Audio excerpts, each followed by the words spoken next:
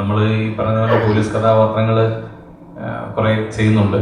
അപ്പോൾ ഈ ഒരു ക്യാരക്ടർ വന്നപ്പോഴും ഞാൻ ശരത്തിനോട് പറഞ്ഞു, പോലീസാണെന്നുണ്ടെങ്കിൽ മറ്റാരെങ്കിലും ട്രൈ ചെയ്യുന്നതല്ലേ നല്ലത്, ഞാൻ ചെയ്തുകൊണ്ട് എന്തെങ്കിലും ഗുണമുണ്ടോ സിനിമയ്ക്ക് എന്ന് ചോദിച്ചാൽ പറഞ്ഞാൽ ഇതൊന്നും കഥയൊന്നും കേൾക്ക് അങ്ങനെ പറഞ്ഞാണ് ശരത്ത് ഈ സിനിമയുടെ കഥ പറയാൻ വേണ്ടി വന്നത്. പക്ഷെ കഥ പറഞ്ഞു കഴിയുമ്പോൾ ഏതൊരു ആക്ടറും ആഗ്രഹിച്ചു പോകുന്ന, കുതിച്ചു പോകുന്ന തരത്തിലുള്ള ഒരു കഥാപാത്രമാണ് ജോർജ് എന്ന് പറയുന്നത്.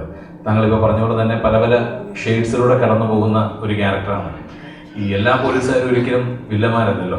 അവരവരുടെ ജോലിയുമായിട്ട് ബന്ധപ്പെട്ടിട്ടാണ് അവരൊരു പക്ഷേ ചിലപ്പോൾ കുറച്ച് റൂഡാവാം, കുറച്ച് സോഫ്റ്റ് ആയിട്ട് ചിലപ്പോൾ അവർ ബിഹേവ് ചെയ്തേക്കാം എന്ന് പറയുന്ന പോലെ തന്നെയാണ് ഈ ജോർജിന്റെ ക്യാരക്ടർ. അദ്ദേഹം ജോലിയിൽ വളരെയധികം നന്നായിട്ട് പോയിക്കൊണ്ടിരിക്കുന്ന ഒരു പോലീസ് ഓഫീസറാണ്.